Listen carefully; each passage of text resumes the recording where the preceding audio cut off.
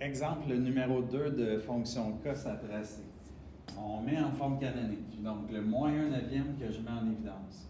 Chacun des termes de la parenthèse doit être divisé par 1 neuvième. Le premier me donne x, moins pi sur 3 divisé par moins 1 neuvième, les moins s'annulent. Je multiplie par l'inverse, on obtient 3pi plus 1. Et donc en ayant ça, ça nous fait apparaître les paramètres A, B, H et K.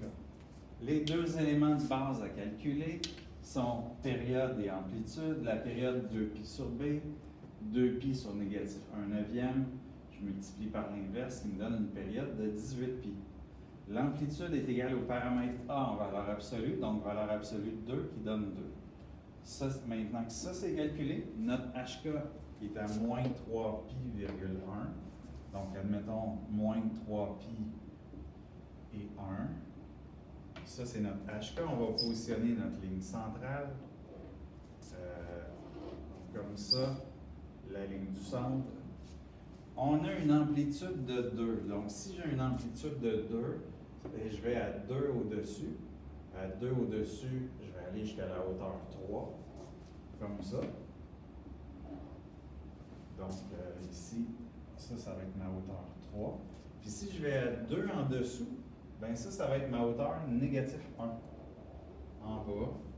Donc ici, j'ai négatif 1 qui est la hauteur minimale du graphique. Donc l'amplitude est positionnée. Quand l'amplitude est positionnée, on positionne notre période. La ligne de départ est à moins 3pi. Ça, c'est ligne de départ. Ligne d'arrivée, moins 3pi plus 18pi. La ligne d'arrivée va être à 15pi. Donc on est comme ça. Si j'ai une période de 18pi, et donc la moitié de période va être de 9pi, la moitié de période serait donc ici, à la coordonnée 6pi.